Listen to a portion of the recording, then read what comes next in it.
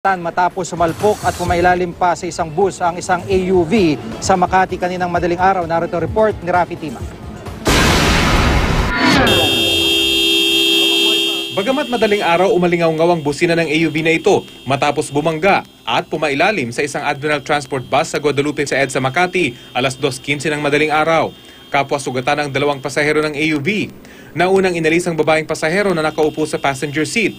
Ngunit ibang usapan naman ang pag-extract sa driver na naipit sa manibela. Tuwing susubukan kasing iabante ang bus,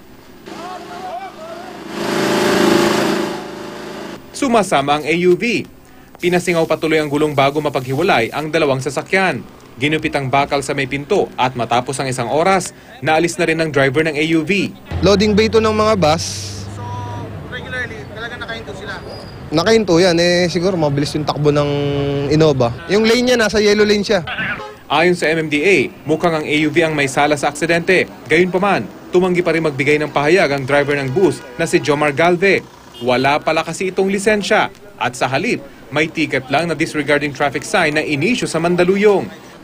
Nakapagtataka lang na ang nakalagay na plaka sa ticket iba sa aktwal na plaka ng bus. Ang petsa rin ng pag-issue ng ticket, April 16, 2014, araw na hindi pa naman nagaganap. Kung di man daw pananagutin sa aksidente, posible pa rin daw kasuhan ang driver dahil sa Back to the Future na ticket nito.